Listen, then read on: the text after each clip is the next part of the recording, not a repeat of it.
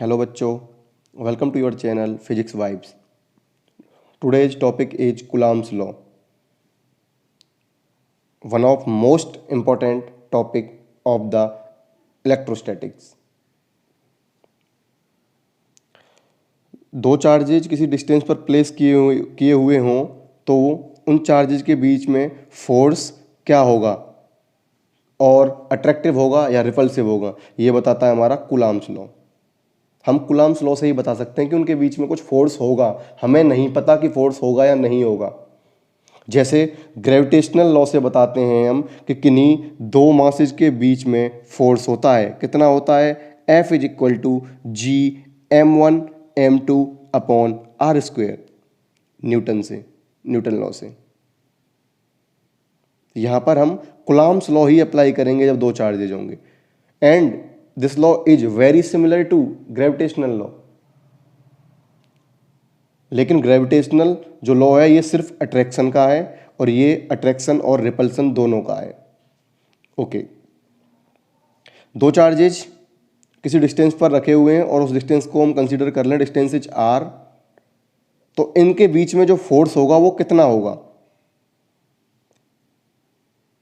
And यही Coulomb's law की definition बनती है। How to see? Look here, consider there are two charges q1 and q2, both have positive magnitude and distance between these charges is r.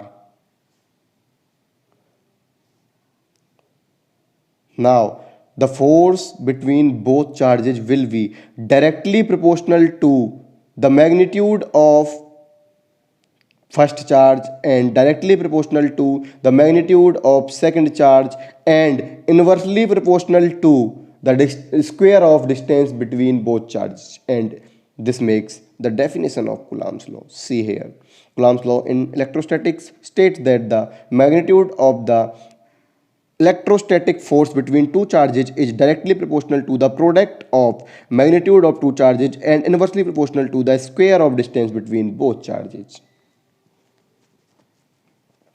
Means we can say, अगर हम इन तीनों equations से एक equation common बनाएं तो कैसे बनाएंगे बेटा? हम इसको इस तरह से लिख सकते हैं,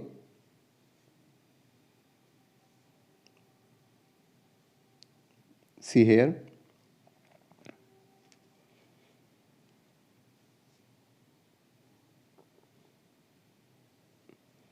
इन तीनों इक्वेशंस को हम in the form of one equation इस तरह लिख सकते हैं कि F is proportional to what?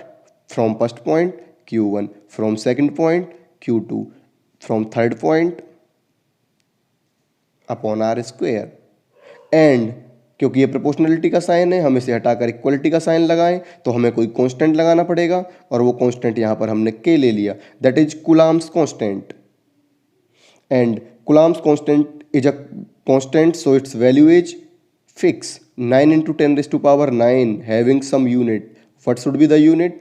हम यहाँ से निकाल सकते हैं बेटा, k इज इक्वल टू यहाँ से आ जाएगा f A R square upon में, इधर जाकर मल्टीप्लाई में पहुँच जाएगा आर स्क्वेयर Q1 Q2, ये हम 11th में पढ़ चुके हैं। फोर्स की ऐसा unit Newton, r is a distance, distance की मीटर स्क्वेयर पर कूलॉम स्क्वेयर और Coulomb -2, that is the unit of this constant, n m square c -2. Okay, now beta, as we know the force is vector quantity, and here we have all magnitudes, magnitude of Q1, magnitude of Q2, magnitude of distance between both. Now we need to change this force into force vector, और किसी scalar quantity को vector quantity में हम change कैसे कर सकते हैं? For this हम पढ़ चुके हैं कि जैसे हमारा कोई R है, इसको मुझे R वेक्टर बनाना है तो मैं क्या करूंगा? इसके कैप से मल्टीप्लाई कर दूंगा और ये R वेक्टर आ जाएगा, और R vector is equal to modulus of r into unit vector r. Unit vector r is nothing, it's a vector having its magnitude is equal to 1 और 1 से मल्टीप्लाई तुम किसी भी कर सकते हैं भाई। और यही यूनिट वेक्टर इस वेक्टर की डायरेक्शन को बता रहा होगा।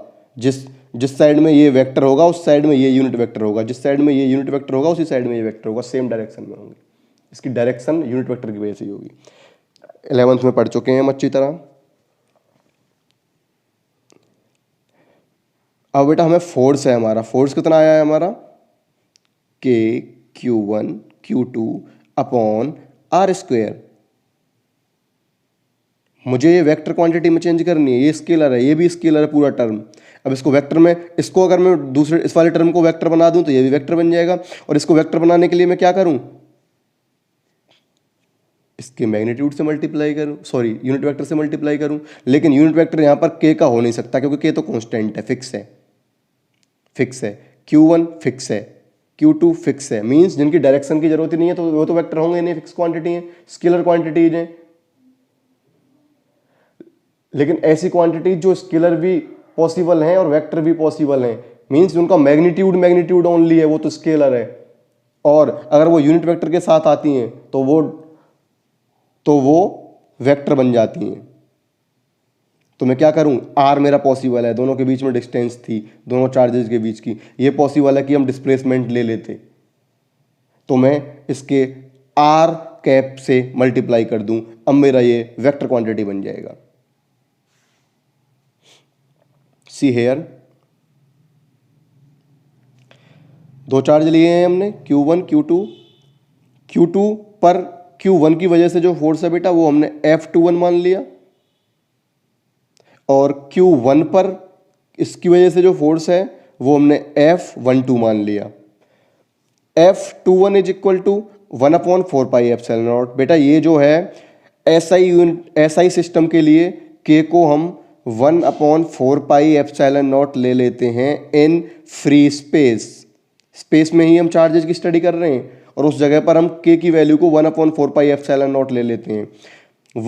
Epsilon naught is permittivity of free space. Permittivity topic हम पढ़ेंगे तब इसके बारे में डिस्कस करेंगे। Permittivity of free space, and this is equal to 9 × 10⁹ newton metre square पर कूलम स्क्वायर। तो फोर्स हो गया जी हमारा 1/4 pi epsilon not into Q1 Q2 upon are square into, बेटा डिस्टेंस तो यहां पर एक है, आर है, ठीक है जी, एक ही डिस्टेंस है, लेकिन डिस्प्लेसमेंट यहां पर दो है। डिस्प्लेसमेंट दो क्यों है, क्योंकि ये मेरा चार्ज अगर Q1 है, ये मेरा चार्ज Q2 है, ये डिस्टेंस हो गई जी आर। Q2 की डिस्टेंस Q1 से, सॉरी Q2 का डिस्प्लेसमेंट Q1 से वो होगा मेरा R21 वेक्टर। Q2 का डिस्प्लेसमेंट Q1 से, Q2 का डिस्प्लेसमेंट Q1 से, एंड Q1 का डिस्प्लेसमेंट Q2 से, यानी यहां से मेजर करूं मैं डिस्प्लेसमेंट नॉट डिस्टेंस, ये होगा मेरा R12। तो हम क्योंकि फोर्स निकाल रहे हैं F21 पर, तो हम FR21 वाली ही डिस्टेंस ले लेंगे। आई समझ में, फोर्स किस पर है, चार्ज Q2 पर ड्यू टू चार्ज Q1, तो डिस्प्लेसमेंट कौन सी लेंगे हम, Q2 की फ्रॉम Q1, मींस R21 के यूनिट वेक्टर से इसको मल्टीप्लाई कर देंगे, ये होगी इसकी फोर्स की वैल्यू, राइट। देखो इस तरह से हम 11th में पढ़ चुके हैं, चेंज करना वेक्टर फॉर्म में स्केलर को, यूनिट वेक्टर से मल्टीप्लाई कर दो बस। ओके, इसके यूनिट वेक्टर से मल्टीप्लाई कर हमने F21 निकाल लिया। लेकिन अब बेटा हम यहां से इस यूनिट वेक्टर की वैल्यू भी पुट कर सकते हैं इस इक्वेशन से निकालकर। इस इक्वेशन से निकालकर अगर हम इसकी वैल्यू पुट करें तो क्या आ रही है, ये वैल्यू मैंने यहां लगा दी। Then F21 is equal to 1/4 pi epsilon not into Q1 Q2 upon are square into R21 vector upon modulus of R21 vector. Modulus तो स्केलर क्वांटिटी है, मोड बना देती है, मोड मतलब प्लस ही बना देगी उसे, जिसमें हर क्वांटिटी प्लस बन जाए तो मतलब स्केलर ही है ना भाई, जहाँ माइनस का कोई मतलब ही ना रहा, डायरेक्शन का कोई मतलब ही ना रहा, माइनस डायरेक्शन शो करती है। Okay, see here now what we can do. यहां पर बेटा हमारा जो डिस्प्लेसमेंट आ रहा है, यहां पर भी डिस्प्लेसमेंट का मैग्नीट्यूड आ रहा है, और डिस्प्लेसमेंट का मैग्नीट्यूड है क्या, डिस्प्लेसमेंट का जो मैग्नीट्यूड है वही तो डिस्टेंस है। मीन्स हम कह सकते हैं कि r is equal to magnitude of r21 vector is equal to magnitude of r12 vector. अरे भाई तीनों एक ही तो है, ये तो हमने डिस्टेंस मानी हुई थी।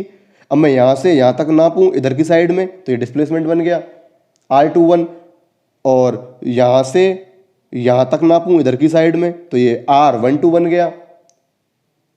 वन की दूरी दो से, वन की दूरी नहीं, विस्थापन, डिस्प्लेसमेंट। ओके, तो ये तीनों इक्वल है बेटा। आर की जगह पर हम इसकी वैल्यू पुट कर सकते हैं जिससे इक्वेशन हमारी थोड़ी इंप्रेसिव लगे, और we can write this like this. यहां पर वैल्यू चेंज कर दी हमने, और ये आ गई जी हमारी वेक्टर फॉर्म कूलम्ब्स लॉ की। What is it, vector F21 is equal to 1/4πε0 into Q1 Q2 upon modulus of R21 vector का cube into R21 vector. It's very easy. अब हम इससे डायरेक्शंस भी निकाल सकते हैं। हम इस लॉ की एप्लीकेशंस पढ़ेंगे न्यूमेरिकल्स में अप्लाई कर करके। आप लोग ट्राई करना कि हो जाता है खुद से, ठीक है। मैं आपको कुछ क्वेश्चंस दे रहा हूं, अगर ना होते हो तो मैं करवा दूंगा। इस क्वेश्चन को ट्राई कर लेते हैं। दो चार्जेज हैं बेटा 1 कूलम्ब में, दोनों पॉजिटिव, एंड इनकी डिस्टेंस बीच में 1 मीटर है। ये तो हम पहले ही जानते हैं कि जब हम कोई भी क्वेश्चन सॉल्व करने बैठेंगे तो यूनिट्स सारी एक जैसी लेंगे। अगर एसआई में ले रहे हैं तो एसआई में लेंगे, और चेंज करके ले रहे हैं तो चेंज करके लेंगे। ये हमारा वन चाहे सेंटीमीटर होता, 1 किलोमीटर होता, कुछ भी होता, एक जैसे डिस्टेंस लेते। ट्राई करना, होता है ठीक है, नहीं तो नेक्स्ट क्लास में करेंगे हम। एंड नेक्स्ट क्लास में पढ़ेंगे हम सुपरपोजिशन ऑफ चार्जेज। ये क्वेश्चन से बेटा स्क्रीनशॉट ले लो या वीडियो पॉज करो और ट्राई करो।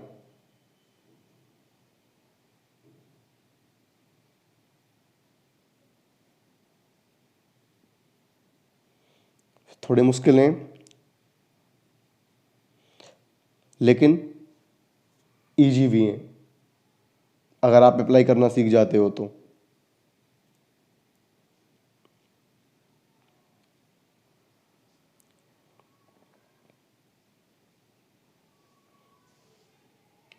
Okay, thank you guys.